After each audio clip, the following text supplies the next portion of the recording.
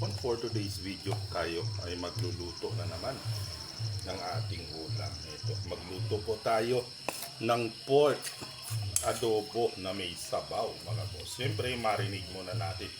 Ayan, naglagay po tayo ng asin at saka paminta, mga boss ka-idol. Para malasa po ang laman ng karne natin kahit may sabaw na konti mamaya. At syempre mga boss, ayan, tayo ay magigisa na. Ayan, lagay na po natin yung ating konting sibuyas at konting bawang din. Ayan, isote po natin mga boss ka-idol hanggang magiging golden brown po siya. Ayan, mabango na siya. Pag ganito na po ang kanyang consistency, mabango na, yung nangangamoy na tayo ay may masarap na ulam. It's time naman na ilagay na po natin yung ating na-marinate na pork, mga boss ka-idol. Ayan.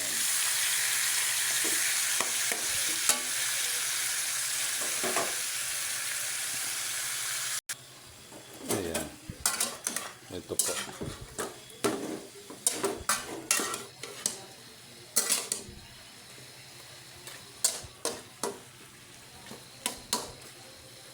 Gigisa muna natin hanggang ano po yan, magmantika. Ito po ang aming ulam ngayon. Ayan, happy fiesta nga pala sa amin dito sa Kanapi. Ito po ang araw ng original na kapistahan namin. Pero sineselebrate din po ng aming kapitan. Ayan, kaya happy fiesta, Barangay Kanapi.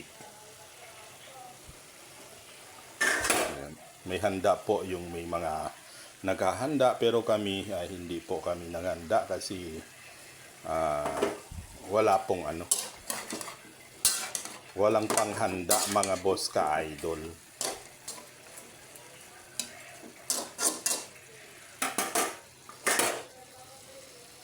Siyempre, takpan muna natin yan, mga boss ka-idol. Ayan. Simmer po natin hanggang magmantika po yan, mga boss ka-idol, para masarap. Kasi lagyan natin ng konting sabaw, lagyan din natin ng suka at saka soy. Ayan po yung sinaunang luto namin para magkasya sa pamilya. Pero napakasarap po niyan, mga boss ka-idol. Pwede nyo rin pong gawin sa mga po, yung mga maraming pamilya dyan para magkasya ang ating ulam. Hindi naman sa nagtitipid, kumbaga. Hindi po. Masarap po to, mga boss ka-idol. Pwede nyo po gayahin ang aking pagluluto kung gusto nyo ng medyo masabaw-sabaw na ulam na masarap po siya. Pwede nyo po gawin to, mga boss. Then na yan, nagmamantika na po siya, mga boss ka-idol. Pag ganyan na po is maglagay na po tayo ng suka. Tama na po yun. Kasi pangit naman pag masyadong maasim. Then itong ating soy. Ayan, parang adobo lang po siya, mga boss ka-idol. Pero may sabaw. Ayan. Ganyan. Sisimmer lang po natin hanggang medyo matuyo na naman yan para lumambot yung ating pork. Takpan muna natin, mga boss ka-idol. Ayan na po, mga boss ka-idol.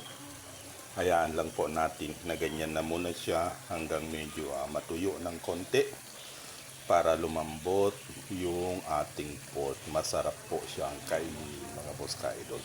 Ayan, medyo patuyuin lang muna natin bago tayo magsabaw. Ayan. Medyo natuyo na itong ating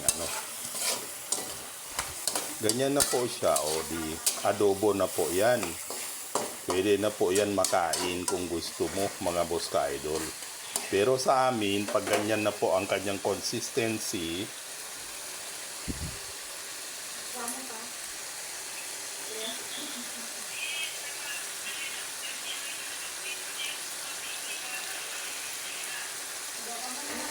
sinasabawan po namin yan. Ayan. Tama na po na sabaw. Medyo patuyawin lang ng konti mamaya para ano po.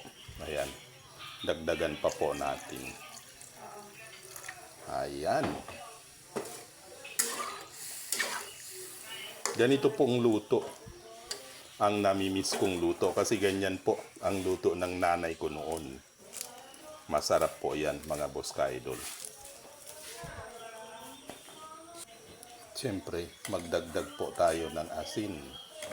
Dahil nagsabaw po tayo, siguradong tumabang po yan mga boss ka-idol.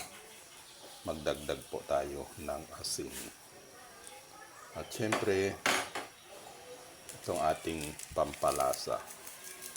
Ayan. Then sisimmer natin yan. Bago po siya kumulo, takpan po muna natin.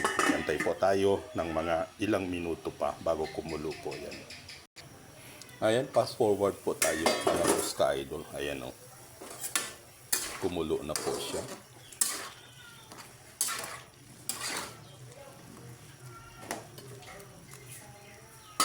Ayan.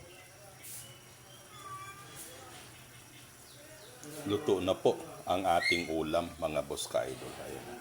Ang ating masarap na ulam, pork adobo na may maraming sabaw para sa maraming pamilya mga boss. Ayan, ang sarap po niyan.